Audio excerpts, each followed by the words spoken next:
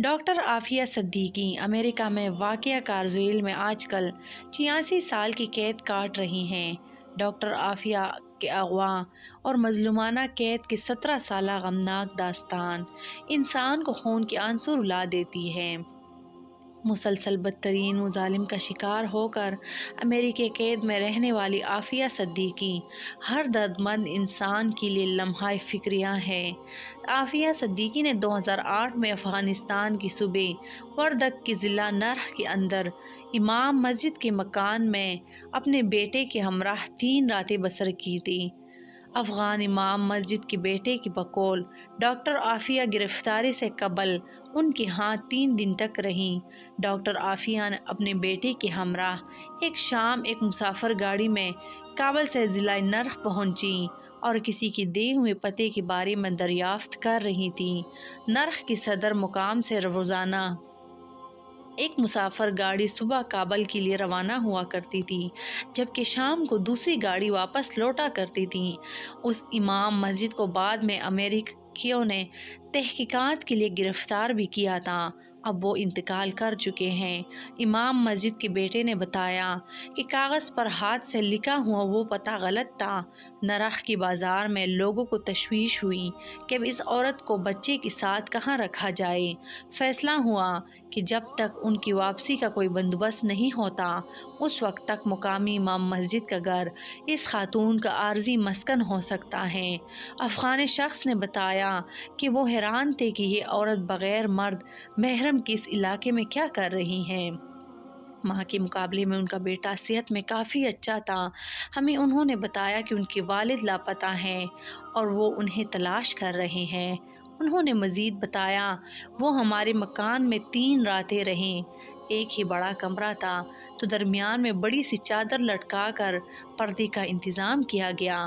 وہ پشتو نہیں جانتی تھی اور ہم اردو نہیں جانتے تھے۔ ہاں وہ کچھ عربی جانتی تھی تو اس کے ذریعوں سے تھوڑی بہت بات کر لیتا تھا۔ اکثر رات کو وہ تلاوت کیا کرتی اور رویا بہت کرتی۔ وہ بظاہر شدید ذہنی دباؤ میں دکھائی دے رہی تھی۔ اس افغان کی بقول ڈاکٹر عافیہ کوئٹہ سے چند روز قبل قندھار اور پھر کابل پہنچی تھی۔ ڈاکٹر عافیہ کو دراصل پاکستانی طالبان کی کالہ دم تحریک کے اس وقت کے سربراہ بیت اللہ محسود کی تلاش تھی اور وہ ان سے ملنا چاہتی تھی۔ ان کے پاس چند بیگ تھے اور جاتے ہوئے چند دستاویزات بھی پیچھے چھوڑ گئی تھی۔ ان کے پاس ہم نے قندھار سے کابل کے ٹکٹ بس کا بھی دیکھا تھا۔ بعد میں انہیں برق میں واپس بٹھا کر غزنی روانہ کر دیا گیا، جس کے اگلے ہی روز ان کی امریکی فوجیوں کے ہاتھ گرفتاری کی خبر سامنے آ گئی۔ یہ گرفتاری 17 جولائی 2008 کو افغانستان میں رپورٹ ہوئی تھی، جبکہ عافیہ صدیقی پاکستان میں 30 مارچ 2003 کو اپنے 3 بچوں سمیت راولپنڈی جانے والی ٹیکسی میں ہوائی اڈہ کی طرف روانہ ہوئی، مگر راستے سے غائب ہو گئی تھی۔ امریکیوں کا کہنا تھا کہ عافیہ سے جو انگریزی اور اردو میں دستاویزات امام مسجد کے گھر چھوڑے گئے تھے وہ بم بنائی کے نسخے تھے۔ ناظرین، وہ صرف ایک عورت نہیں بلکہ ایک المیہ ہے۔ اگر آپ کا ضمیر ابھی زندہ ہے تو اس المیہ کی سسکیاں آپ کو بھی سنائی دیں گے۔ آپ بھی غور سے ان کی سسکیوں کو سنیے۔ ڈاکٹر عافیہ صدیقی آپ سے پوچھ رہی ہیں، پیارے پاکستان کے پیارے لوگوں، آج تم دنیا کو بڑے فخر سے بتا رہے ہو کہ اگر پاکستان مدد نہ کرتا تو امریکہ اور افغان طالبان میں امن معاہدہ کبھی نہ ہوتا۔